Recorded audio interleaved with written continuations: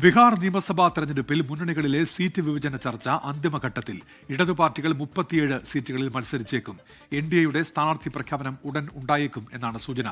ഹിന്ദുസ്ഥാനി അവാമി മോർച്ച നേതാവ് ജിതൻ റാം മാഞ്ചി BJP അധ്യക്ഷൻ JP നദ്ദയെ കണ്ടു. വിനീത VG വിവരങ്ങളുമായി ഇപ്പോൾ ചേരുന്നു ഡൽഹിയിൽ നിന്ന്. വിനീത, ഈ രണ്ട് മുന്നണികളിലും അന്തിമ ധാരണയായിട്ടുണ്ടോ സീറ്റ് വിഭജനത്തിൽ? വിനീത,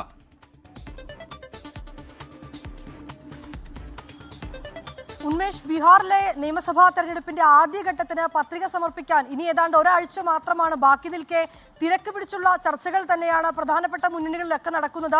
NDA ചർച്ചകൾ ഏതാണ്ട് അവസാന ഘട്ടത്തിലേക്ക് എത്തി നിൽക്കുന്നു എന്നുള്ളതാണ് റിപ്പോർട്ടുകൾ. ഒപ്പം തന്നെ മഹാസഖ്യത്തിൽ RJDയും കോൺഗ്രസും തമ്മിലുള്ള അന്തിമഘട്ട ചർച്ചകളിലേക്ക് കടന്നിരിക്കുന്നു എന്നുള്ള റിപ്പോർട്ടുകൾ കൂടി ലഭിക്കുകയാണ്. നാളെ തേജസ്വി യാദവ് ഡൽഹിയിലേക്ക് എത്തുന്നുണ്ട്. അദ്ദേഹം ഡൽഹിയിലെത്തി കോൺഗ്രസ് നേതാക്കളുമായി അദ്ദേഹം കൂടിക്കാഴ്ച നടത്തുന്നുണ്ട്. ഇതിൽ ഈ സീറ്റ് വിഭജനവുമായി ബന്ധപ്പെട്ടുകൊണ്ടുള്ള അന്തിമഘട്ട ചർച്ചകൾ ഉണ്ടാകുമെന്നാണ് അറിയാൻ കഴിയുന്നത്. നിലവിൽ RJD 135 സീറ്റുകളിൽ മത്സരിച്ചേക്കുമെന്നാണ് അറിയാൻ കഴിയുന്നത്. ഒപ്പം തന്നെ 50 മുതൽ ഏതാണ്ട് 55 സീറ്റുകളിൽ കോൺഗ്രസ് മത്സരിക്കാനും ഒരു സാധ്യതയുണ്ട്.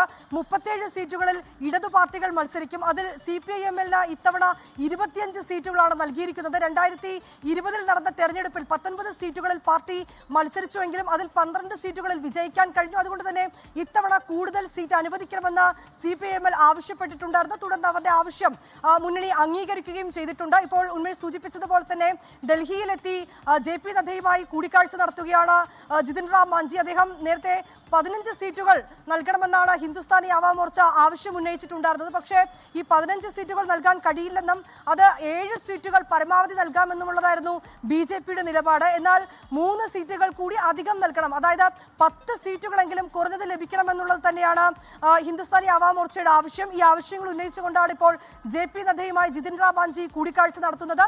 ഏതാണ്ട് സീറ്റുമായി ബന്ധപ്പെട്ടുകൊണ്ടുള്ള വിഭജനങ്ങളൊക്കെ ഏതാണ്ട് ഒരു അന്തിമഘട്ടത്തിലേക്ക് ചർച്ചകൾ എത്തി നിൽക്കുന്നു എന്നുള്ളത് തന്നെയാണ് നമുക്ക് അറിയാൻ കഴിയുന്നത്. LJPയുടെ ചിരാഗ് പസ്വാൻ അദ്ദേഹം 40 സീറ്റ് ആവശ്യപ്പെട്ടിട്ടുണ്ടായിരുന്നു. പക്ഷേ ഒടുവിൽ 26 സീറ്റിൽ ധാരണയായെന്നാണ് അറിയാൻ കഴിയുന്നത്. ചർച്ചകൾ അവസാനിക്കുന്നതിനനുസരിച്ച് സ്ഥാനാർത്ഥി പ്രഖ്യാപനം ഉടൻ ഉണ്ടാകുമെന്ന് തന്നെയാണ് നമുക്ക് അറിയാൻ കഴിയുന്നത്. ഉന്മേഷ്, ശരി. വിനീത VG ആണ് ഇപ്പോൾ ഡൽഹിയിൽ നിന്ന് വിശദാംശങ്ങൾ നൽകിയത്.